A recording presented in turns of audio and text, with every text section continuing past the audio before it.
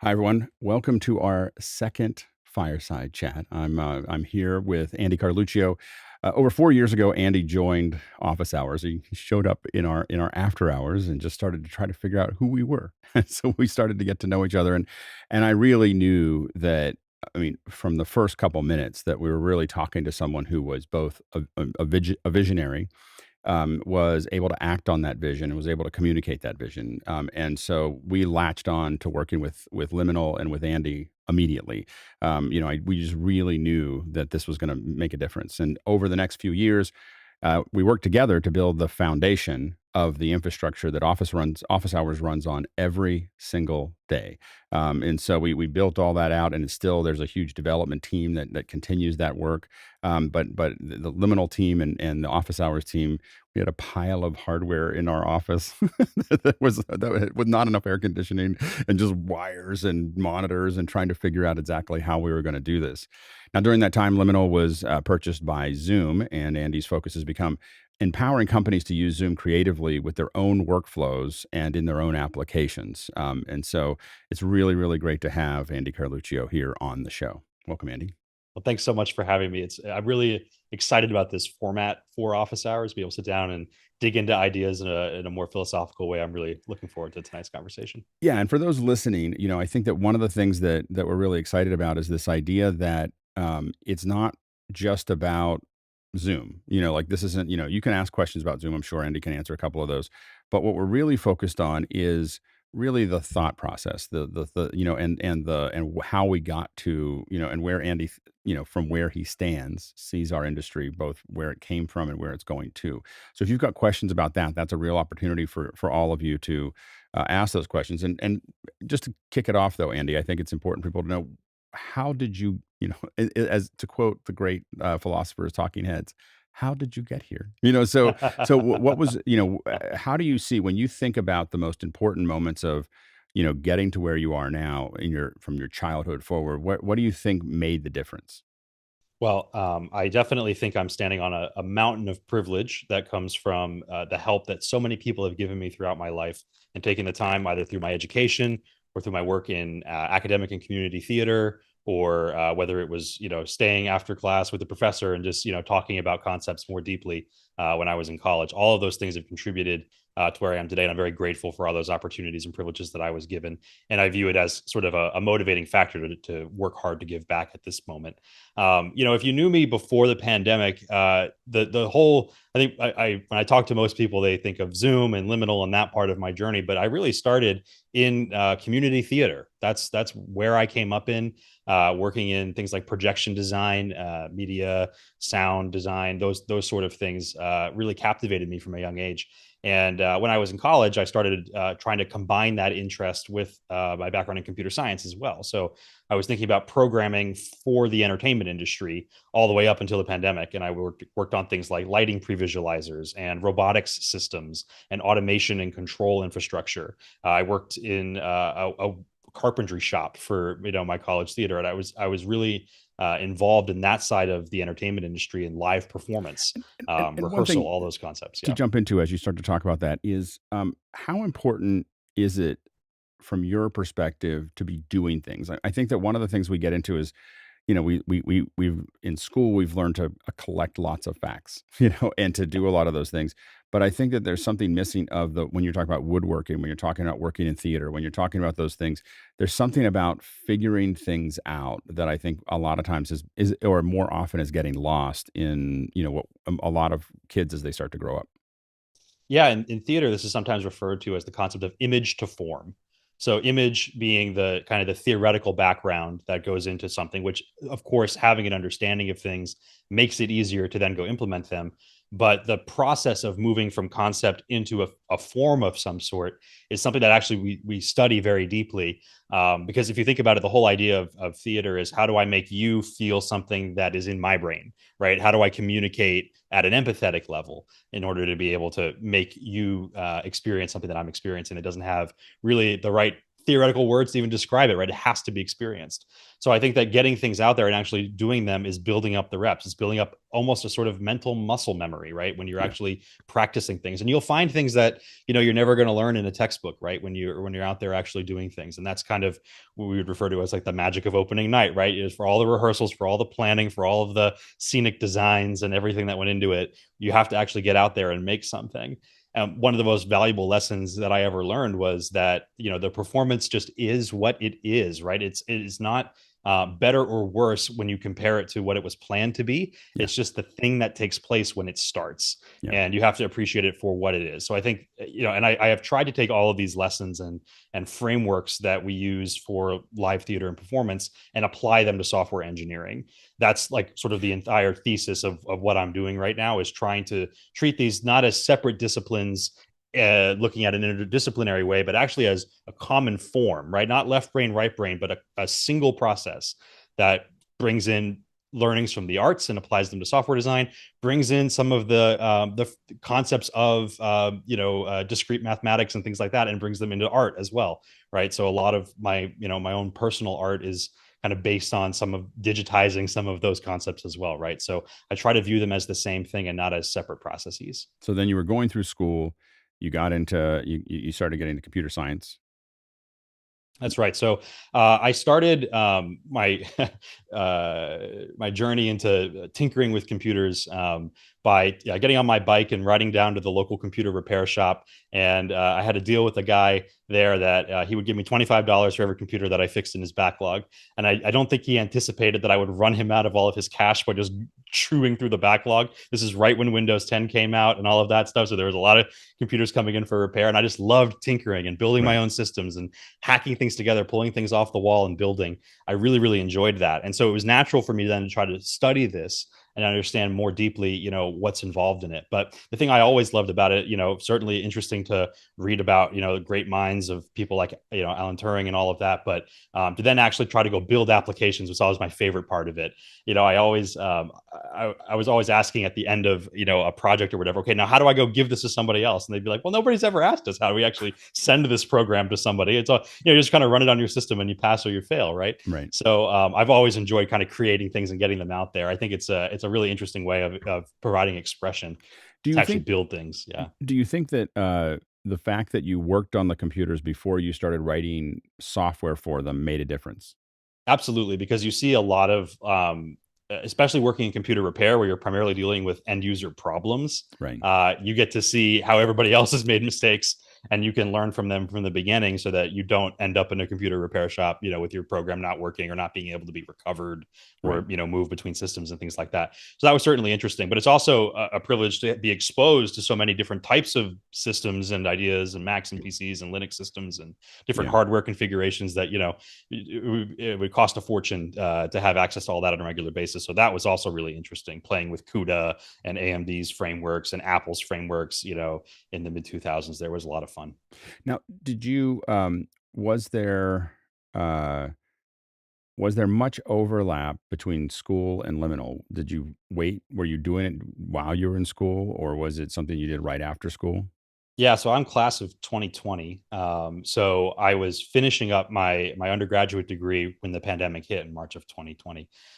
So I went home for my spring break and never came back. Oh, And they might still be looking for me. I don't know, but at that moment I was working with a longtime mentor and collaborator, Eamon Farrell from mhm, Anonymous Ensemble, and he was working on a performance piece that used Zoom to bring in artists that he had worked in from all over the world. So at that moment, it wasn't that there was necessarily a health emergency that was the motivating factor. He just wanted to get the right artists wherever they were and get them together and work on making a piece together. So right, he kind of sent me home with this idea of like, can you look at what it would take to do this sort of teleperformance work in a more modern way? And when the pandemic hit and that was fresh in my mind, the first thing that I tried to do was figure out how we could take these teleconferencing systems and use them in creative ways.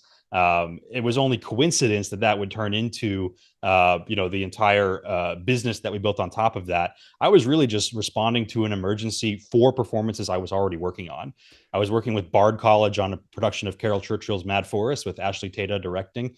I remember being called into the rehearsal room and just trying to figure out, all right, what can I do with, Google or Meet, or what can I do with Teams, and what can I do with Zoom, right? And figure out how to break it apart and actually make something creative versus just a grid of participants that maybe were challenging to wrangle. We didn't want to inherit the aesthetic of the teleconferencing platforms. We wanted to build something Yeah. customized Well, and unique. So this is all happening when I'm finishing my degree. I'm doing homework on one side and building Zoom OSC on the other side, and finishing up my thesis and everything like that. Got laid off from my job that I was going to have post graduation. So there really wasn't much of a plan. It was very much just responding to yeah, the exactly. This is what. emergency of the moment. Well, and I think that it's one of the things that really makes a difference when it comes to how you and how the liminal team, approaches this. That's so much different than inside of Zoom. Then it's so much different than what we see in other video conferencing platforms, because a lot of times a lot of the video conferencing platforms are driven by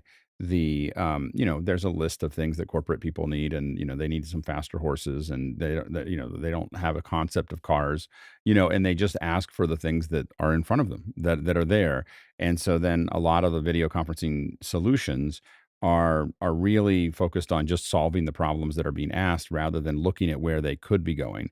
Do you think that all of that production really drives how you view the industry? You have to walk the walk in order to understand what the problems are that actually exist. The only problems I can solve are my own problems, I'm sorry to say. So I have to actually experience the challenges in order to be able to even have a chance at fixing them. I think it takes a certain humility to say that, but I think it's true. Liminal started as Jonathan Cocatello and I in the back of a silver diner in March 2020 in Springfield, Virginia. Responding to the church up the street and the school down the road, just figuring out how to talk to people over production. We had some experience. Jonathan went to film school. He worked in television. He worked in scenic construction. I, of course, had my background in some live streaming work that I've been doing in college. So we felt like we had the right skills to be able to do something to help our community. And so it started off as just us sort of freelancing, showing up in the car with a bunch of equipment that we had kind of just accumulated over the years. No real business plan, just trying to help and get stuff done. Yeah. And then eventually, there was enough of that work because of the pressure that the pandemic had put on everybody, that we could invest into it and actually build something out. So we started as a production company. I mean, the software was just this thing I was doing in the background on the side to make us more efficient. I had no idea that so many other people would actually have use for these things. I was just doing it to offer better services to our clients as a production team.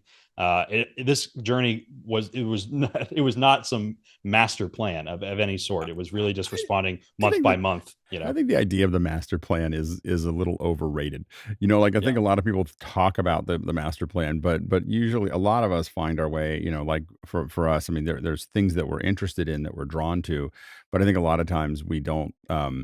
We look at the next opportunity and we take it. Now, for those watching, of course, you saw the QR code here, and you'll see it come up a couple more times. You can go to askofficehours.global. That's askofficehours.global, and doesn't require any logins if you're already in Mukana. If you're someone that's already in office hours, of course, you can use Mukana to ask those questions as well. We're going to go to the first question from Taylor Sunderhouse in Cincinnati. And Taylor asks, as a broadcast engineer in radio and TV, I just want to say thank you. Your innovations have helped us in so many ways. Do you hear that? Do you hear that very often? Well, I really appreciate hearing that every time. It means a lot to me to know that you'd be surprised actually how little we know about things that happen downstream. It's not like a ton of I'm not over everybody's shoulder who's using our software in different ways, and so it's always nice. I always appreciate somebody taking the time to tell me that it's making a difference for them, because it validates a lot of what we think is the right solution, what we've experienced, firsthand as making a difference for us. But then to hear that from other people, that is the most important part of the job. So I really appreciate that, Taylor. And I hope to continue to provide you with things that make your work easier and more impactful. Now we're going to go to the next question here. The next question here is from Grant Whitehead in Adelaide. I don't know. I don't think we need to repeat the story, but Grant was one of the first people to to talk to Andy as he joined Office Hours. And Grant asks, What amazing office hours journey for both you both. Um, what have you learned from each other? I would say for my part, learning from you, Alex, you've talked about um, I'm gonna mess up the word, so you're gonna have to correct me, but like fortune is preparedness multiplied by opportunity or Yeah. something like that. And it that framework has been really helpful for me because I think a lot about, I think there's a difference between having the plan that we were just sort of joking about and the vision, right? And the direction that you want to be in, and being prepared for the opportunities as they arise is very different from having a step-by-step strategy that you think is going to last you the entire direction. So what I've appreciated about you and what you've done with office hours is that you've helped thousands of people be more prepared as the market has changed during the pandemic, post-pandemic, as people are thinking about production. You've helped people be more prepared for those opportunities that arise, so that then they can seize that opportunity when it comes to them, and then have incredible fortune as a result, right? So I really appreciate the office hours model and your way of thinking about the long term from a preparedness perspective. I don't know if this is necessarily learning other than just being impressed, but my what I'm always impressed with, Andy. I remember the first time you were on the show, is your ability to compact a large amount of information into a very efficient number of words. Like I can't say I've learned it because I'm not as good as you are at it, but I'm always like every time you start to talk about a concept, it's all like prepackaged and all like in its in the little boxes, and all the boxes kind of work together. And I'm always and it says exactly what it needs to say without saying more than is necessary. And I'm always like, how does he do that? So I appreciate so that. anyway, and I think both of us share, and I think that I'm always continuing to learn from you is this kind of methodical approach to things. Just this methodical, like step, step, step. There are things that have to be put into place over time.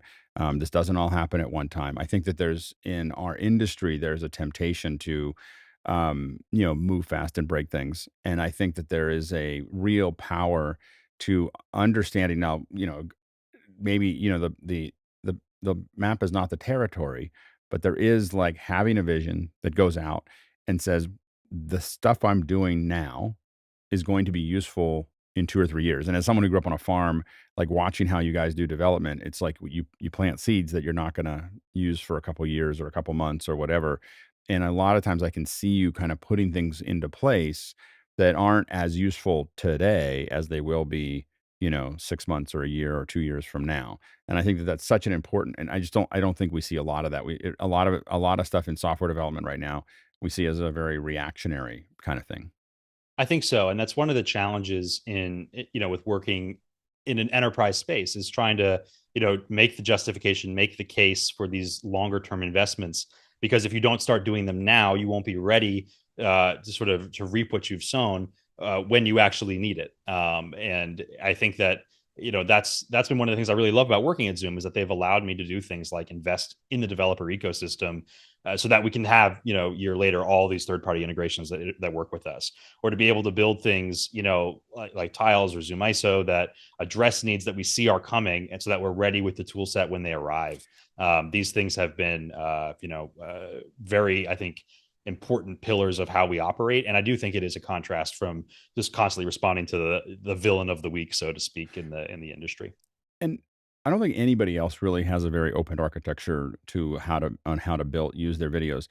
Talk a little bit about that philosophy because it's very different and it's much harder because as you start to build APIs and SDKs that are there, you start pouring concrete. Like you're going to have a lot of people Yeah. complain every time you change something after that.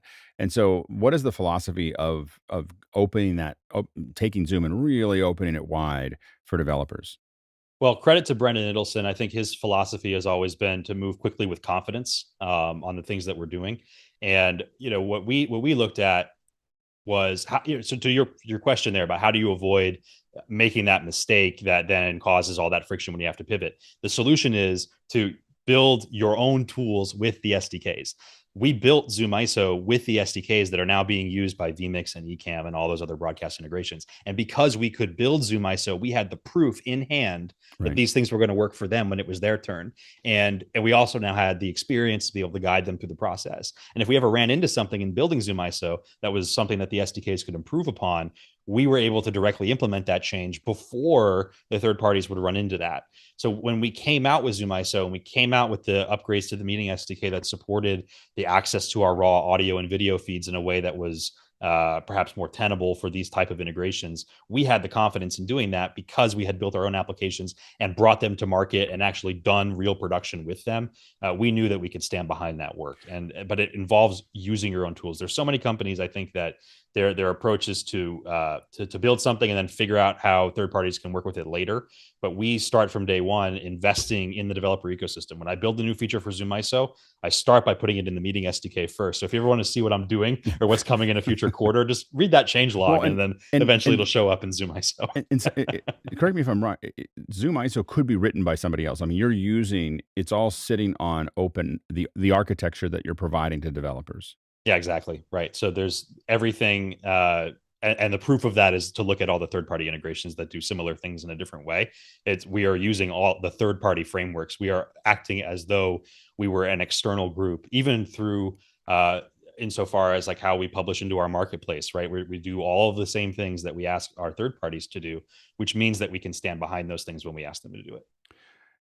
One of the things that you do that is a lot different. So, in the world of, there's a lot of people who, there's React Native, and there's all kinds of ways to abstract the development for developing for different. There's so many platforms. You got iOS Right. and Android and Windows and Mac and all these other things. And so most people will get some kind of abstraction in there that they can just kind of have it write once and kind of have to make fine adjustments to get out there. And it is considered more, it's cheaper, it's more rapid, it's all those things. But that's not the way Zoom does this. What's the philosophy behind how Zoom approaches this? Yeah, so like the Zoom desktop client's not an Electron app, right? It's actually has the native components of each platform that it's deployed upon. Not to say that there aren't things that are shared between them, like UI and things like Mhm. that. There are things that can be that are shared among those different things and common layers and services. But fundamentally, I think one of the things that makes us different than either the web-based options, which are all running in browser, which is going to be a whole different thing, so to speak, and then the apps that are sort of faux native apps where they're running in a compatibility framework that is usually based on something like Chromium, in order to achieve that cross-platform compatibility, is that we can take advantage of OS specific features. I mean, if you Right. look at Zoom ISO, the amount of work that has gone into optimizing each step of the application's video pipeline for Apple Silicon specifically, which allows us to then reap the benefits of achieving 8 simultaneous video outputs from the cheapest Mac that you can purchase, right? The benefit to the end user is that they're saving money, they're getting the most out of their hardware, and we're offering better quality as a result of taking advantage of all those native hooks. It's certainly a larger investment in our side, but I think it's a stark contrast to how a lot of, to your point, to how others have approached this problem. And I think it's proving to be a successful strategy in the long term, to make that investment into each platform that we're on, take advantage of the technologies that are available there, so the end customer is not stuck at the lowest common denominator, right? I think that's really important. Now it does confuse some people because they're like, so I can have tiles and ISO, but only on the Mac. I can have these things that are only on the PC. And why are you kind of doing this thing where you're making it available, only some features or some apps are only available on one platform or another? Yeah, so I think it's important to separate between what Liminal does with our approach to platform support and what Zoom does when they productize that technology. So you can kind of think of Liminal as an innovation laboratory, right? It's us trying to put things out there as fast as possible with the greatest amount of impact, the newest technologies and features as soon as they're available, as downloadable software. So to that end, I've opened my laboratory and Mhm. people are downloading tools that come out of that. And so the focus on, certain redundant approaches to things, or the cross-platform support is less important, because we're focused on doing the best thing, building the F1 race car, right? Right. That is only possible within a certain set of parameters. Now, what's so important is that the next chapter of that journey is what we're doing with the Pro AV Zoom Room. So the Pro AV Zoom Room is the adoption of Zoom ISO technology into the Zoom Rooms product in a cross-platform way. So when people ask for Zoom ISO for Windows, the answer to that is that we are actually building that, and it's Zoom Rooms Pro AV, not us building another version of the Zoom ISO app. It's us taking the lessons from the Zoom ISO app that we have and then applying them to core Zoom products that do have that wider appeal, that wider compatibility, the appliance form factor, right? Things that make sense for enterprise customers, especially. So we definitely recognize that what we're doing is moving as quickly as possible to get the feedback, to then roadmap it into core technology that gives us a net benefit for every type of user. Those who want to be on the bleeding edge, or those who need to be on a more constrained upgrade cycle, working with products that meet a certain level of certification and compatibility and all of that. Now, again, if you have questions for Andy, you can go ahead and go to, you see a little QR code down below me right here somewhere. I can try to point at it there. But askofficehours.global. You can throw questions in there. We have another question coming up here, and this is from Jeremy Horn. It's more of a comment than a question. Jeremy just said, from front of house the past week, I witnessed Zoom ISO allow for a rare moment where the remote presenter looked great. It actually sounded pretty good too. Thank you, sir. I think that it's a really important thing, which is that it does. I think people say, well, why use Zoom ISO instead of screen scraping? And it actually looks better. It's not just that it's delivering video to the output, but there's less processing, right? That's going through, or better processing. Yeah, exactly. We cradle that video frame from the moment it arrives to this purpose-built application to the destination. When you screen scrape, you're kind of giving a lot of that up. There's just it's just a different way of looking at it, right? Mhm. But I would hope that these type of experiences become more common, because I do think that the remote contributors are capable of punching at that level. I mean, you look at office hours every single day, the investment that the panel has made in the camera and the sounds and the lighting, right? And how that then traverses the Zoom infrastructure and goes out to an amazing looking show every Yeah. single day. I think that can be a lot more common. And it's the investment in these tools that are the key, I think, to getting us to that point. At the same time, we need people like you, Jeremy, out there on the front line, advocating for better presenter setups, more professional ways of Makes me appearing right in these crazy. places. It's a partnership. Yeah. It just makes me crazy. Like, you just talk. The worst part is that broadcast has ruined it for everybody. They're always like, I can't tell you how many people we get where they just go, well, I do this all the time. Like, I was on CNN last night with my little headset, or I was on, I had this little webcam, and you're like, really? You poor thing. Like you really did that to yourself. And I think that is, I do think that that's one of the things that we hope to see continue to move forward. I think we needed the tools to be able to acquire that data. And by the way, people watching, this is actually, just to give you a little behind the scenes of people watching. This is Zoom ISO, and what Zoom ISO is doing is delivering the video into Mimo Live, and then it's also delivering via loopback and a couple other things via. It is delivering the audio back to the show, as well as to an extra record. So that's how this is all built here. Next question that we have is from Aaron Huslage in Durham, North Carolina. And Aaron asks, he said, there's a lot of people just want to say something. So anyway, but I just wanted to say thank you for inspiring Oh. this community at a very crucial time in its history. Not only did you bring technology like Zoom ISO and Isadora to this group, but you brought a very different way of thinking.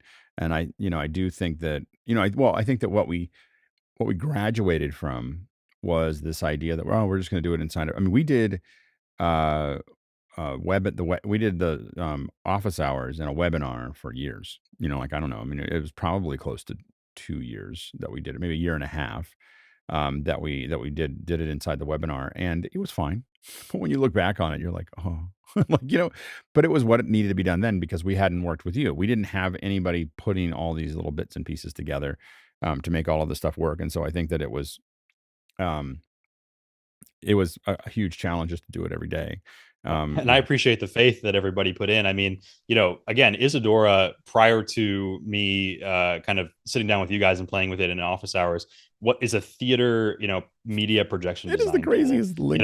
We have the craziest, like, we've cobbled Yeah. together, like, people don't understand, like, we've cobbled together all these different things. We have Universe, creating an interface, Isadora being the brain, an ATEM switcher switching. We've got, of course, ISO and OSC handing data over and video over and audio over. It's a But what's so interesting for me, and whenever I talk to Mark about this, it surprises him as well, is just how well suited Isadora was to actually be that brain for those other systems, having the OSC and the HTTP communication protocols, being Yeah, able to just have an idea.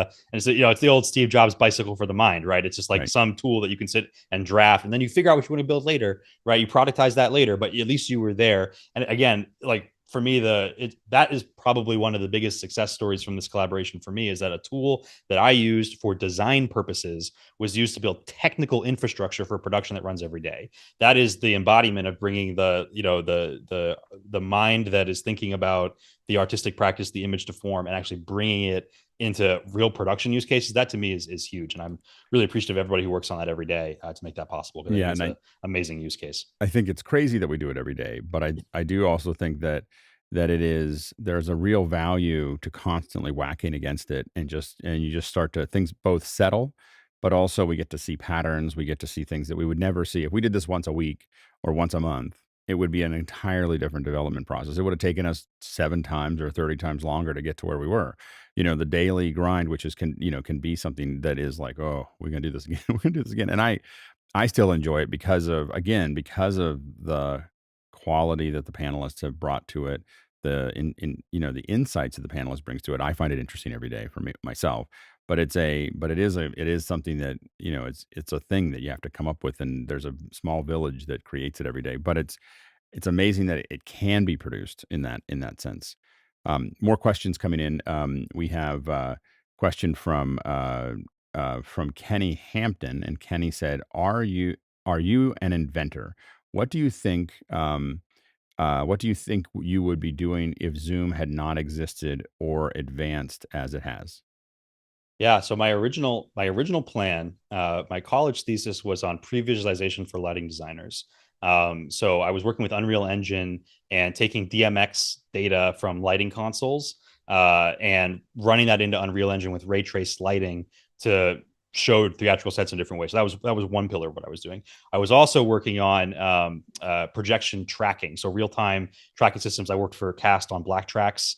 If you're familiar with that product, I worked on some of the camera related systems. They have a Converge system that they actually just announced that I worked on, that did camera tracking of infrared stringers from PTZs and things like that. So I was kind of working in this area, but I was working mainly on live performance technology. I was supposed to move to Canada. I was in the process of getting my visa and everything like that when the border shut down, and they had to lay me off because they couldn't bring anybody in, and the entertainment industry had just lit itself on fire from all the lockdowns, right? So there was nothing.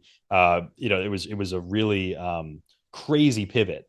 I'd probably be doing some things that are similar to what I do today, but I'm in a strange way, I'm so grateful for the journey. Obviously, the pandemic was a terrible catastrophe for so many people, but I am appreciative of that. It gave me a moment to reset my life and try something completely different Yeah, that has worked out well for me. I'm very grateful for that. absolutely. Next question is from Dan Huber, and Dan asks, "Zoom Cuts is a great way to incorporate shortcuts for Zoom controls.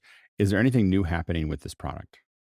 Yeah, there's a lot of exciting things that we're doing behind the scenes, and I'm really excited to come back and talk more about that at a future point. But what I just to take a moment on that, the what I love about the Zoom Cuts project is that it was really a collaboration with the customer. It was us saying under Liminal, here are some ideas, right? Let's play with them and see what you think, and let us know what you think, because then as we introduce that into other parts of Zoom, your feedback is directly represented in the way that is shaped, right? And credit to Adam Tao on that. That was his idea. That he saw the potential for Apple shortcuts to be leveraged inside of Zoom. We had the experience with the SDKs to prototype something quickly, get it out there last year around WWDC. We've had now almost a year of participation from Office Hours, Zoom Test Kitchen, other communities that are giving us that feedback that is directly crafting day to day the approach that we're going to take for this in the longer term. So I'm so excited to come back with more information on that in the near future as we solidified the next step of that journey. But yeah, this is a really direct way of showing the power of collaborating on these things, because we know that we're building exactly what you need. Next question is from Aaron Huselage again, and Aaron asks, "Zoom and other meeting tools have become the plumbing of our lives. I'd love to hear more about your feelings and ideas about how society is evolving as a result." Yeah, it's interesting. I think that there are a couple different things that have come out of the increased presence of, well, telepresence, I suppose. And one of those is that you can always get the right person for the conversation, the production, the job, regardless of where they're geographically located. And for me, that's huge. Like I run a team of people who are located all over the world. And in fact, when I was working with Liminal, when I had even more constrained resources, the fact that I didn't have to just hire like contractors in the Northern Virginia area to work on my product, and I could instead scour the internet to find people who had similar interests to mine and similar experiences, or were hungry to work on these problems from anywhere in the world where they live. I mean, that the power that has for day-to-day productivity, getting the right people together regardless of where they're located and collaborating at that level, that's extraordinary. And I'm grateful for that every single day. I think that's huge. I also think that what it does is it makes the whole world a little smaller, which is so important, that it allows us to lift up stories from places anywhere in the world and get them to global audiences at such low latency that we can actually have a real conversation at a global scale. I think interactivity at a global scale is going to revolutionize the way that we just communicate as a species, right? And I know that that's like super long term, super philosophical, but I really think that that's one of the things that motivates me every day to do this job, is that I really do believe that having the ability to interact in a way that allows us to build true empathetic connections between people. I mean, look at the friendships that have been built through office hours and communities like that. These are things that are not limited by our geographic distance or our national borders or things like that. This is an incredible way to connect with people and to build real human connections. And that's Zoom's mission, and I really believe in that. And I'm excited to play a small role in contributing to that incredible story. I think it's a great chapter for all of us in this technology. Yeah, I was in a meeting earlier today that had probably about 25 people in it. And we were just seamlessly talking about a project that's coming up in a couple weeks. And everyone's just giving their notes, and we've got a thing and we're working through it. And the fact that, we're in probably 6 or 7 different states, definitely 20 different cities. And the fact that there was no thought process as to, like it was just day to day. It wasn't even interesting anymore. Like it was, well, there was no conversation Yeah. about. It's kind of like I always think of the when there's a comedian who talks about, anytime someone complains about their cell phone, it's kind of like it's going to space. Like, like, Yes. and there's so much that we now just take for granted, about this. But I do agree with you that it's changing. I just know that, there's so many, my community of people that I know is so much larger because of office hours, of doing something every day with people on Zoom. And really, it's funny. The main thing that I find is that I have to readjust height. Because everyone's the same height when we're all here. Then you're like, well, that person's. It's generally, as someone who's not, I'm not. I'm kind of very average. Most of is like everybody's way taller than I expected them to be. They were all the Yeah. same height to me before. So anyway, we got another question coming in from Mark Giuliani, and Mark asks, Andy, you have propelled this industry to a whole new way of thinking about events.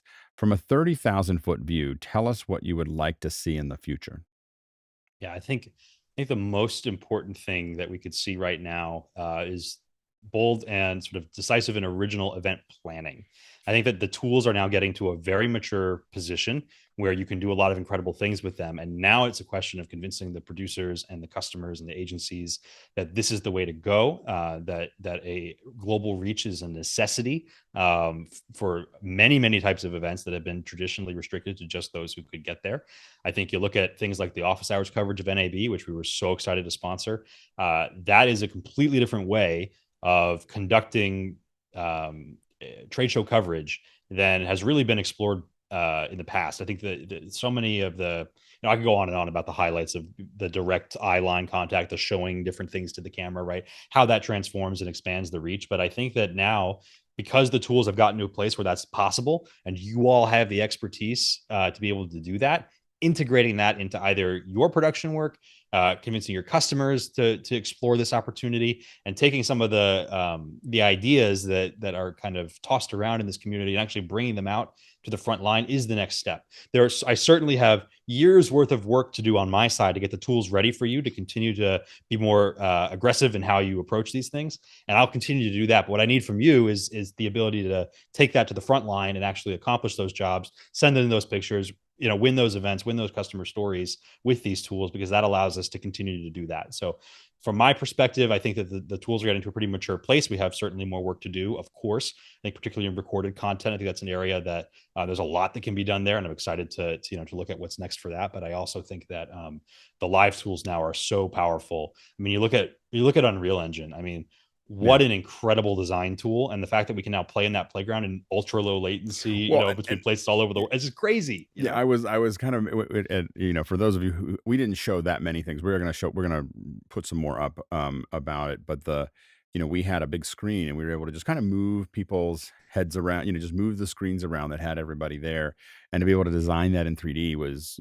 pretty amazing. And I do agree with you that the design problem is really the issue. We have a lot of, and it's kinda like everything starts that way. It's kinda when cars came out, they weren't as fast as horses, they broke down a lot.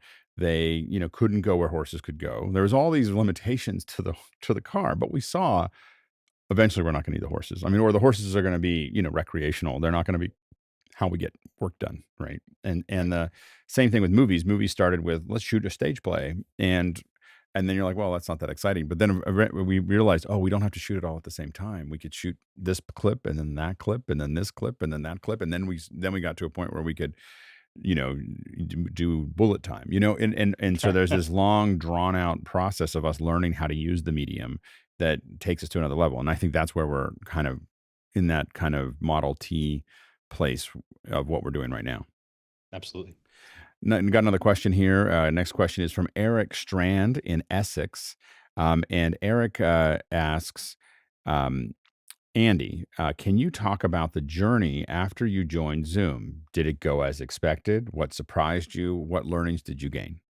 Yeah, that's really interesting to reflect back on, even just myself. The So when we joined, it was really important to us that we had a strategy that allowed us to continue to innovate at the pace that Liminal was innovating at prior to joining Zoom.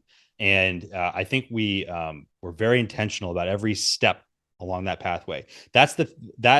Intentional focus is what let us get to ISO V2 within 9 months of joining Zoom. Like that, that timeline was so critical to get right, and the number of things that had to fall into place each quarter leading up to that release.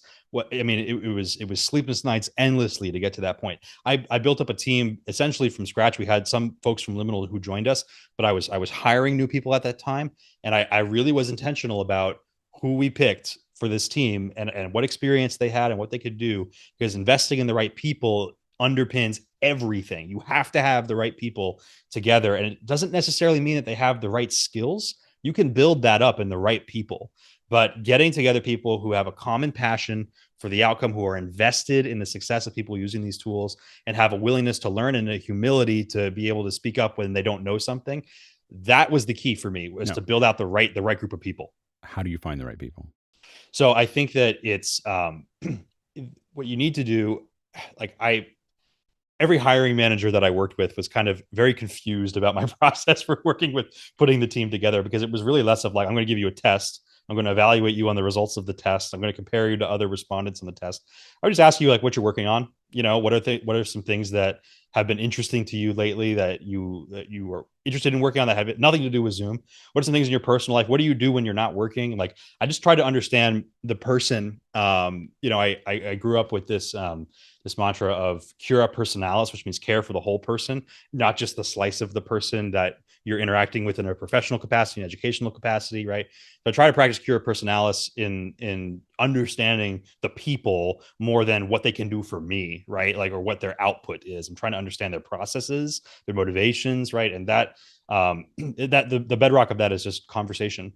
I never gave them tests when it was within my control to do that. I think we would just sit down and we would talk about the challenges, their inspirations, and I will say that I think I've hired some of the most well qualified people as a result. And beyond the things that I've made or the things that I've done, I think that's actually been my key achievement at Zoom, is putting together the right people in the right positions to be able to make the impact.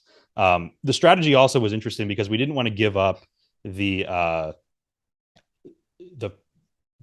we call it dog fooding at Zoom. I prefer to think of it as drinking our own champagne, but okay, dog food, fine. And we It's not always we champagne. right, So you're exactly. saying, Sometimes it comes out a little rough, I will yeah, say.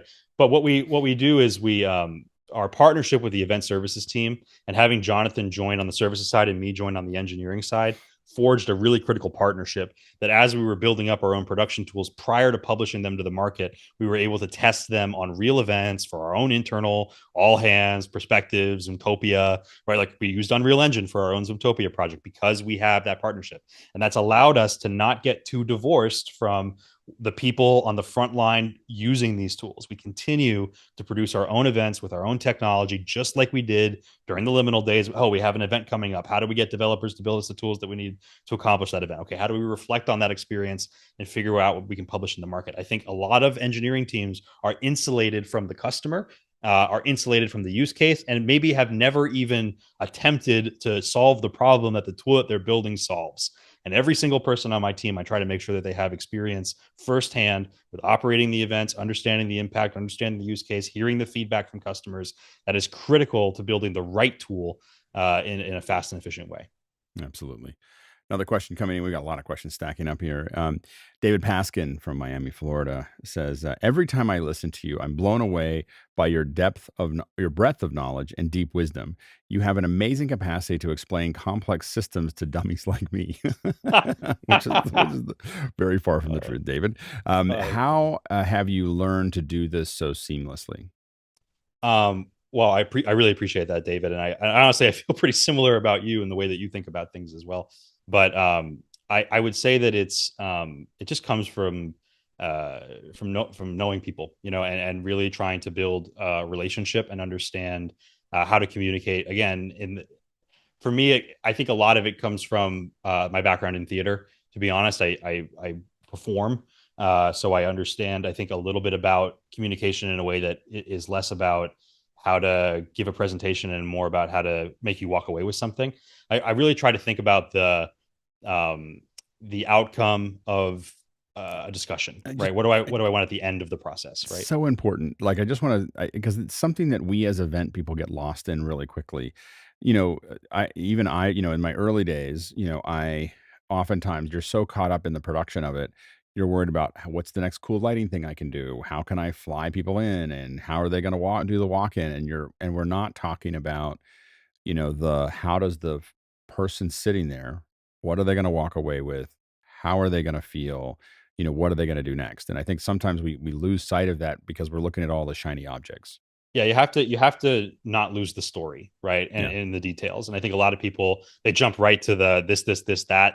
This is what I need to tell you.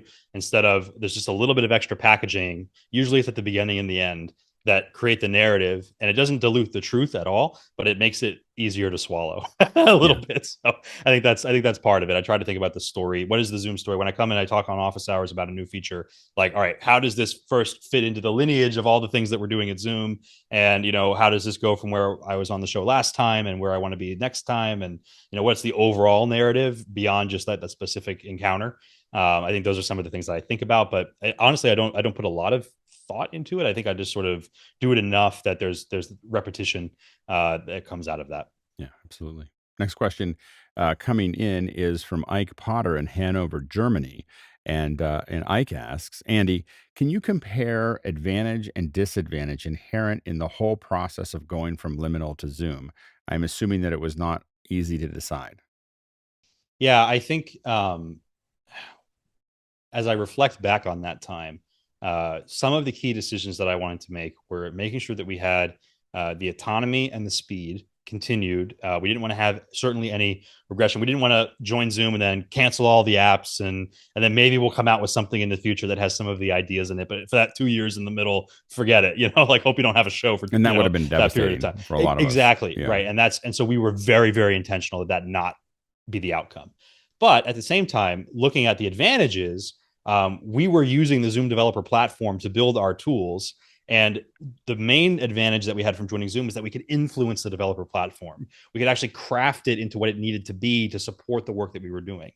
And then, of course, the ability to then take the ideas from those applications and actually place them into products like Pro AV Zoom Rooms. I think that's been really important as well. I think a lot of people don't realize that actually my team does a lot more work than just the the broadcast tools that maybe you're most familiar with.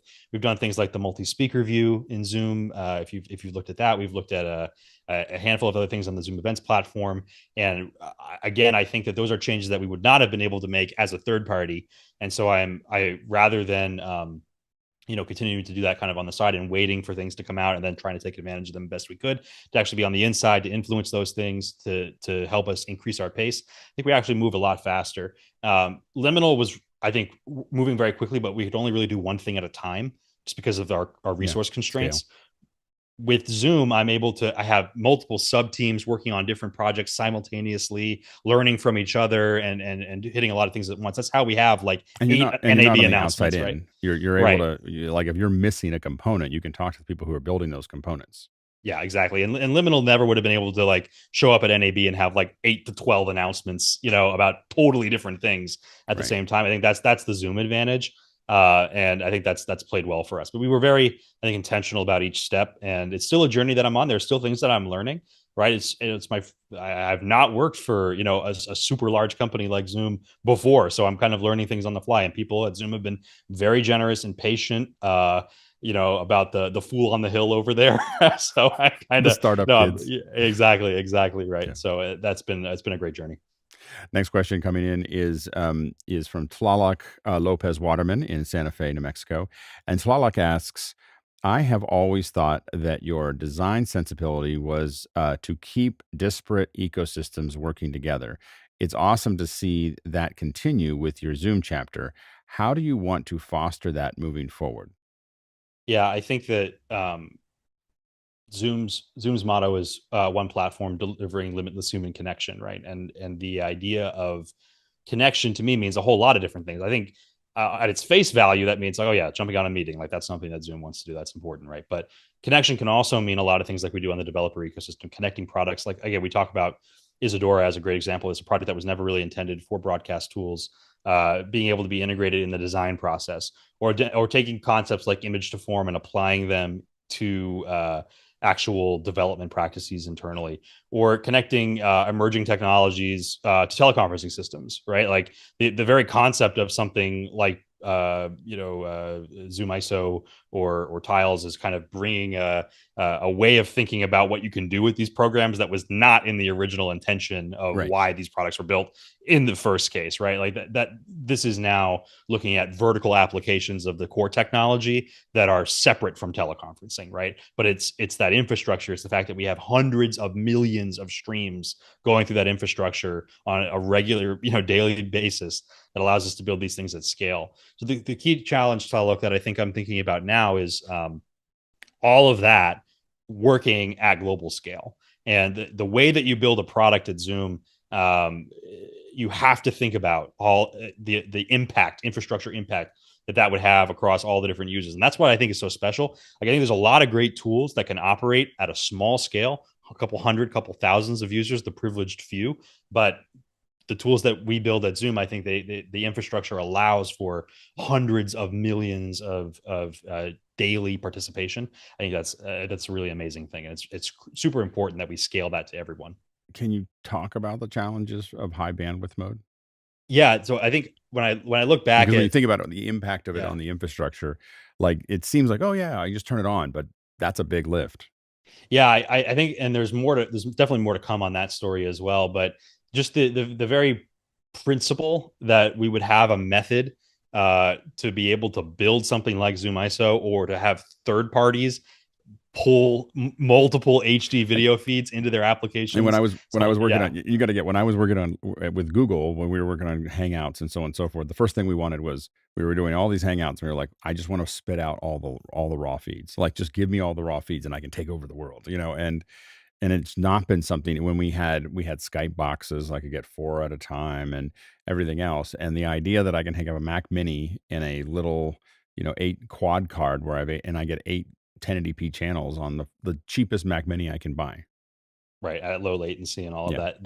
The work that has gone into designing and engineering and making sure that we can actually scale and deploy something like that. There are so many different things involved. From I think it's like we're up to like 35 data centers globally, if I remember correct, 25 to 35, somewhere in there. and then the codecs, right? You've heard us talk about AV1 and our adoption of that. You've heard us talk about client level rendering capabilities, what we're doing with hardware acceleration. All those things have to come together for this stuff to work.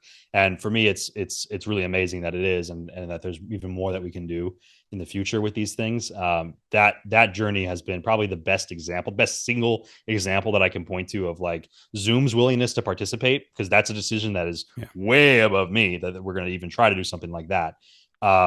Yeah, so that's inspiring to me, but also the fact that like we have the infrastructure, and like we were going back to that conversation about building natively on each platform, right? That we have the right technology platform to do this without having to refactor everything is the Zoom advantage, and the speed that we can deliver that at. That so those are the kind of things that I think speak to the success of that strategy. Next question coming in from Roger Slater in Austin, Texas. And Roger asks, is there an update available for the Unreal Engine plugin that's been pre-built for Ultimate Unreal Engine 5.4? We haven't released 5.4. That 5.4 came out, I think it was the week after Yeah, NAB, and we it's had quick. published March 25th, I think is when we published our integration. The good news is that you can actually self-serve do this upgrade. So we published the source code for our plugin, so you can actually replace the Meeting SDK with a more updated version of the Meeting SDK, or you can replace Unreal Engine with a more updated version of Unreal Engine and recompile it for that version, just so long as you can address whatever versioning issues come from that. Then you can actually do this at any time yourself. The what we published for the Zoom Meeting SDK for Unreal Engine, the SDK is primarily a developer tool. What we announced at NAB is that we published our Zoomtopia project, which you can download and then actually play with yourself and manage that directly. So that was another area where we had something for developers, but then we also had something for end users who wanted to try to work with that. So no, we haven't released we haven't done the upgrade ourselves because we're not releasing on Unreal's release cadence. We release on the Zoom release cadence for the SDKs. So that hasn't come up yet for us, but we built it in a way that you could self-serve at any moment, or even forks of Unreal Engine that operate on different. You have all the things you need to be able to make these different version upgrades directly. So there's no barrier between Zoom and the ability to use the amazing new capabilities in 5.4. Yeah, really excited about that. Next question coming in from Alexander Knight in Port Coquitlam, British Columbia. And Alex asks, how can Zoom target small budget podcast productions with respect to tools and features that help their shows better? I'm talking about communication strategy. It still seems out of reach from all but a few very technical people. Yeah, well, I think there's a couple things that go into that. One of which is the aggressive pricing strategy that we have, particularly if you look at the inclusion in the Zoom Events platform now. If you can get on a hub on the Zoom Events platform, which you can, the entry point for that is actually very affordable. You have access to all the liminal tools, and I think that is the a part of our NAB announcements that people really didn't necessarily pick up on, is just how affordable we made the entire liminal platform. If you want to use those tools directly, it's actually a great entry point. I know David Paskins had some great comments on that as well, about just how easy it is to get started with that. But the other thing, Alexander, that I think about is, how do I get Zoom operating directly in the tools that you're already using? So that now, thinking about the technical complexity portion of your question versus just the cost component, things like the Ecamm Live integration, right? What an amazing product that they've built over on that side, and the community that they've built around their product, people who really understand every button in detail about it. I don't think Zoom ISO is always the right tool for the job if your primary surface by which you interact with production is a different tool, is a software-based tool, for example, that can actually integrate Zoom directly. So you look at, I think it's up to like a dozen different software products right now that we've integrated Zoom technology into directly. So the Zoom ISO platform operating directly within Ecamm Live, I think speaks exactly to this question. If you know the Ecamm Live tool, or you know the Mimo Live tool, or you know vMix, or you know Wirecast, or you know any of those things, Zoom shows up in those programs just like plugging in a USB camera, right? You join the meeting, you pull out the individual inputs. The workflow is so incredibly seamless that if you understand some method of production, Zoom uniquely, I will note, has the ability to talk to those things. And if it doesn't, if it's a hardware switcher or something like that, there's Zoom ISO ready to go, and there's the Pro AV Zoom Room ready to go to pull out those things in industry standard formats and connect to anything. So I think that, the way I would answer that question is that we've been very aggressive on the pricing. We've also built our technology into the tools that you're actually using, so that you don't have to contort yourself into a pretzel to get Zoom working in your production pipeline. That stuff's already there. It's ready to go. It's pre-made for you and well documented. Next question is coming in from Aaron Giancarelli in Flagstaff, Arizona. And Aaron asks, can you tell us about your vision behind the Unreal Engine integration into Zoom and where you would like to see it go? Yeah, so I have been working with Unreal Engine for many years before I even started working on any of the Zoom tools, and it is really an incredible design software that, again, originally created for video game development, but has really expanded well past that. You look at virtual production, the Mandalorian style production techniques with the LED walls. You look at live events and the ability to do interesting things in 3D graphics with it. And you look at now the motion design toolkit that Nick Justin was talking about, and even just like the more of like the After Effects style workflows now being available in this tool that you can do all these different things with. So what really excites me about Unreal Engine is the variety of different things that people can do with it. And because we want Zoom to participate with it, it's not just that we're getting Zoom working in video games or in AR, XR experiences. We're getting it involved in every single place: industrial pre-visualization, education, live events, everywhere that Unreal Engine can go. Developers are now empowered to bring high quality, low latency video at scale into those applications, which is the Zoom special sauce that we bring in. And then we resonate right with the rest of Unreal Engine and do some really incredible things together. So I'm excited to see what people like Nick are going to do with it. I personally enjoyed building out what we did at Office Hours booth for NAB. I thought that was a great example of like, here's an idea a couple hours before we need it Yeah, and just getting it exactly. It done. really was a I couple think hours before we needed it. it's really amazing that that's possible. Yeah. I mean, like, and so I think that there's going to be some cool stuff that people do. Step one is getting developers to adopt it, right, and build tools with it, and then step two is getting people to actually use those tools and use it themselves. So right now we're in that phase one. We've put out the developer tools. You've just seen us put out an actual end user facing tool in the form of the Zoomtopia project that we just published. I think you're going to see more of that in the future from not just Zoom, but from everybody who's playing in this space. Next question is coming in from CJ Covell in Downingtown, PA. And CJ asks, what's the best strategy to combat the perception that Zoom is redundant for offices entrenched in Office 365? AV quality is compelling enough for our community, but some still need convincing. Yeah, I don't want to comment necessarily on the other guys' compete strategy, but what I would say is that I think our open approach that we've been talking about all night today on this call is very unique to Zoom, and the fact that we can integrate with your exact workflow, and of course the high quality video, the focus on production tools, right? All of those different things that make you look better to your customer, that make your event more crafty with your intention for it, and the fact that you can bring all the right tools in and use them with our AI powered platform. I mean, that's really powerful for us. I think you look at Zoom Workplace, and I mean, just what an amazing portfolio of things that are available there.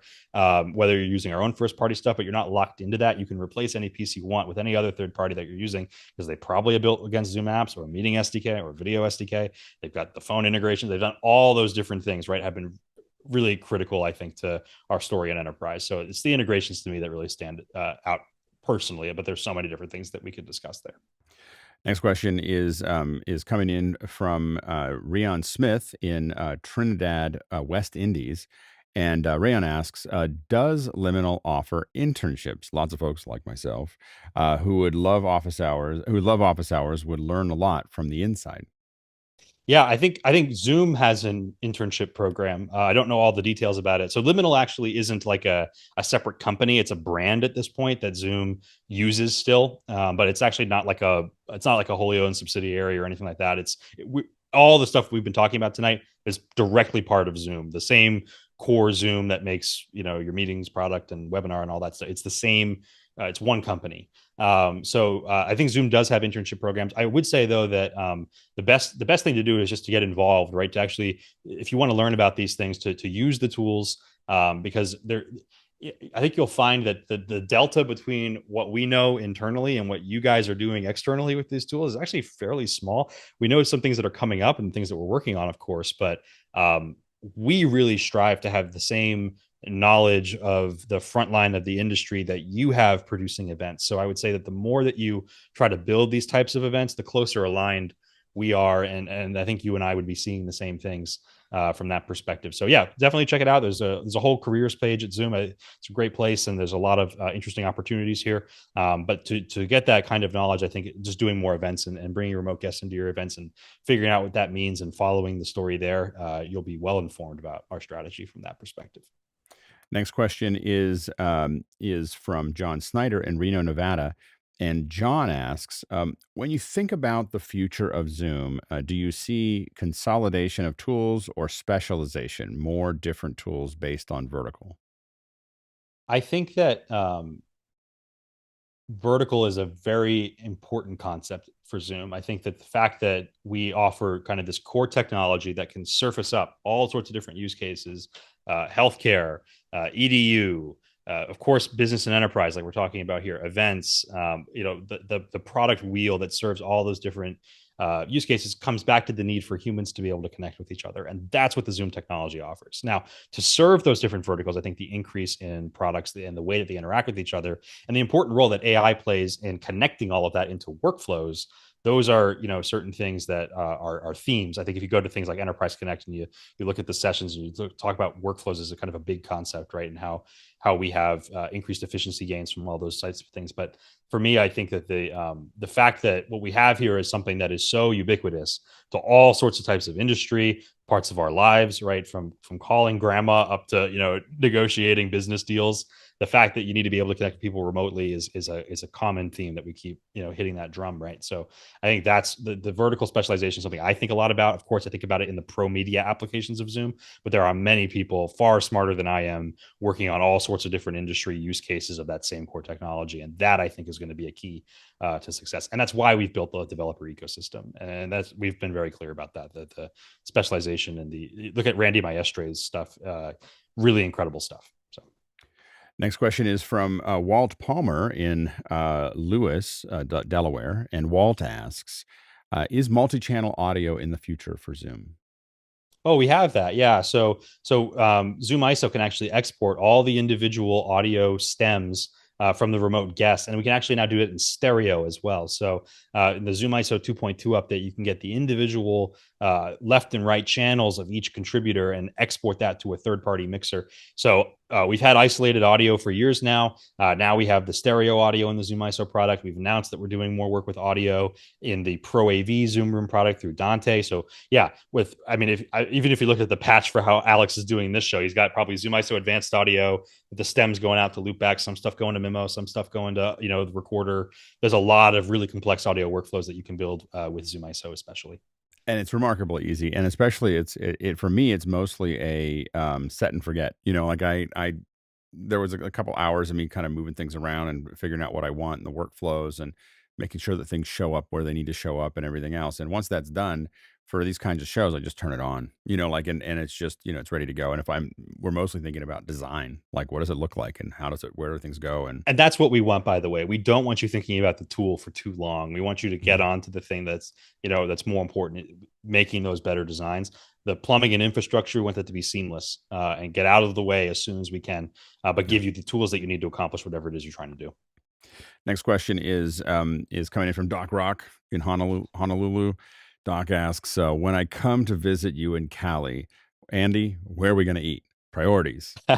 Yes, exactly. Yeah, no, there's, as you know, Doc, there's a lot of amazing food areas in San Francisco. A lot of diversity. So, yeah, we'll have a good time. I can't wait for you to come out and we get together. I think it'll be a lot of fun. Doc, I went in on this. That's all I'm saying. I went in on the dinner, so we all got to get I together. don't know. Alex knows the good spots too. Like, I've only lived in San Francisco for 2 years, so Alex knows. He'll have an idea, something to be an amazing I know where the experience. expensive places are. It's always like, yeah. So, but they're Yeah, good. Yeah, they're absolutely yeah, good. It's yeah. a great. I will say, San Francisco is a pretty good foodie town. So it works. It works out well. Next question is also from Rayan Smith in Trinidad, West Indies, and Rayan asks, are you guys going to create full video explanations or a demo day of office hours of the new Zoom features like curved corners, adjustable looks? Can't remember the new name. Sorry, tiles, I Oh, think is. tiles. Yeah. Yeah. Yeah. Oh, I'm sure we'll talk about tiles. Oh, yeah. The time is coming where Yeah. we'll have an opportunity to do that. and really dig it. I'm so excited about it. I think this is a logical next step for us. You look at, you know, we really felt that the ability to show our audience at our own events, whether that was to presenters or to other audience members, or just to be able to create something that doesn't look like the standard gallery grid. Right. Again, go all the way back to my original mission, March 2020. Drop the aesthetic of Zoom, keep the quality and the video transport of Zoom. Tiles is really speaking to that problem directly. Every step along this journey has been a kind of almost leading to this in a certain way, where Zoom OSC was giving us the control, and then Zoom ISO was giving us the audio and video. And now we're putting all that together into an application that actually composites and creates something for you that you can then output. That's super exciting for me. It's the next logical step, but it's also the culmination of 4 years of work on this specific idea. So I'm really excited to be able to share that with you soon. Absolutely. Um, our next question is from Callum McCorkle in Bournemouth, Leeds. I'm really surprised at how many questions we have from Europe. You guys are Well, it's really probably a late better. else. Yeah, it's late, right? Late. Like, It's late. So anyway, yeah. thank you so much for Thanks for jumping on. staying up. Yeah. Yeah, thanks for staying up with us. Yeah. Columns question is, with the collapse of integrated online event platforms that garnered heavy funding like Hopin and push from clients of tools like Zoom to use them more for quick meetings or just streams, where do you see a future in the market segment and Zoom's place in it? Yeah, without commenting on the other guys, what I would say is that the thing that makes, for me, Zoom events so interesting is you look at everything that you were just talking about in that question, and then compare it to Liminal being part of the Zoom events platform. Like, the philosophy there is starkly different. I mean, it's, you couldn't have a bigger contrast in the way that we think about that high end segment. And I think that that's something that speaks to, you know, just our unique approach that we have, and also the way it synergizes with the rest of Zoom and the quality. And like, you know, tonight we've been talking about the strategy that goes into all of that, and that all boils up now into the events platform. And I think it sets itself apart because of all those things that we've been discussing tonight that make it really appealing. But it definitely stands in contrast to other things that you mentioned in your question, for sure. And I don't think we have it more than meetings, or we have anything more than meetings, if we don't have the tools to be able to build it into something more interesting. There's a lot of tools out there that are doing meeting, doing some events, and they do little streaming. And the problem is that the ceiling on them is very low. Yeah, sure, you can have lower thirds and super sources and everything else, but you can't really design something. And I think that that's the real thing here, is that like the way that this works, that Andy and I are talking to, I don't know if it's perfect, but I just made it up. Like, this is the way we're going to do it, and the next show that we do will be slightly different, and I can do that because I have all the core tools that I need to deliver the The content. scalability. It's Yeah, the scalability at the end of the day. There's a lot of, it's really easy to build the prototype, and then from there to build the thing that works at the small scale. But to get it all the way where it can be complex and touch all these different things and integrate with all, that is years of work yeah, required to get to that point. So it's very easy to get something flashy. It's very hard to get something that actually can scale to all the different use cases for it. yeah, absolutely. Next question is coming in from Tom Quinlan, and he's in Asheville. And Tom asks, I was recently excited about multi-view feature for a project where I do, where we live stream a meeting. But it turns out that the multi-speaker view doesn't translate to the live stream. Any chance of getting that to be implemented into the live streams? Yeah, I can't speak to the roadmap. What I can say is that when we have new things like this, typically cloud recording, live streaming, local recording, even they tend to follow. So I can't say specifically whether, I actually don't know whether we'll have a specific commitment to any of those things, but generally speaking, yes, the multi-speaker view, people are telling me that it's their new favorite view, and Zoom are really happy that we worked on that. And I think it was a big win. Props to, Ashley and Jonathan and Bob and everybody on the team who worked on that really hard in June. I mean, it was really a group effort, and yeah, I'm excited to see that continue to expand to other use cases as well. Next question is from Callum McCorkle again in Bournemouth, Leeds. And Callum asks, even though Zoom delivers a better experience and connection to live audiences, many seem to skip it for much more limited platforms to deliver. What can be done to make Zoom supreme in this space? Example, this show is using YouTube instead of Zoom to connect. Yeah, well, I think it's using both. Yeah, We have the Zoom for the contribution side, and then YouTube for the distribution side. Of course, I think one of the other things that's great about Zoom is that it has the integrations that we've been talking about. So like you can integrate things like Mukana for the Q&A with the Zoom experience and actually build a conversation that we're having with you today because we have the low latency and the ability to pull all that stuff in and operate that within our platform. I think that makes a difference. Again, I think the key differentiator for me right now, I mean, of course, I think Zoom ISO is very powerful. I think it leads the industry in its AV capabilities. And I think Tiles is going to be a similar story. And I think that Zoom OSC gives more controls than, than most things out there. But honestly, the biggest differentiator is the fact that we're integrated into all the production software. Like all of the major production software tools on both Mac and PC very likely have Zoom integrated into them at this point. I mean, all the big players have really come together around us on this because of the investment in the SDKs, and you just don't see that, right? Like maybe you see like a customized WebRTC based contribution platform specific to the tool, but you don't see a major familiar product like Zoom integrated into these tools at this kind of scale among all these different players. I think that's a huge differentiator and something we're very intentional about. Next question is from Rayon Smith again from Trinidad, West Indies. And Rayon asks, Zoom has a lot of cool tools. Can you guys maybe make a visualization of nodes for noobs to how things can interact and what we need to do to get to play to pay? It's just like how do these all tie together? So I do think that some kind of org chart of the ecosystem would probably make sense. Yeah, definitely. We just redid the entire like product portfolio as part of the Zoom Workplace launch. And again, in that vein of simplifying things, putting everything as part of the events platform, I think achieves that for us. So it's not like, oh, you buy Zoom events and then you go over and you buy Liminal and you go and you do, these different things and you got to network them all together. Now it's simple. Get on a Zoom Events Hub. You have access to Liminal. You have access to Zoom Events. All the the major tools that you would need there lined right up for you. So yeah, I definitely think it's something that we can continue to communicate more on. I also think though that the best way to learn though is to look at breakdowns, and I think that's one of the things that Office Hours where that comes back in. Being able to do teardowns of events, how are things done? Talking about the Office Hours 2.0 system, right?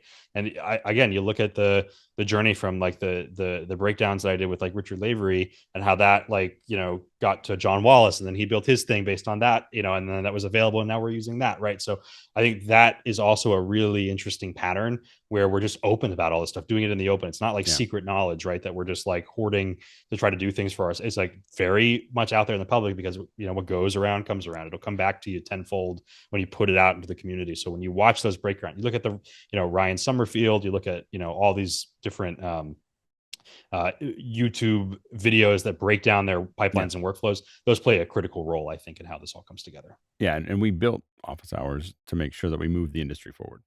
like we are the, how do we keep this moving forward rather than have it stay where it was? We've got just two more questions here. Callum McCorkle from Bournemouth leads again. And Callum asks, what is the maximum limits that Zoom can do staying entirely in its own ecosystem and native tools? Max audience, max isolated feeds, recordings, I don't know. There's a lot of max simulated languages. And how do the competitors stack up? Well, what I can say on our platform is that we support, I think we just announced like up to 100,000 attendee webinars that we can do. So that can scale like crazy. 1080p 30 is our video profile.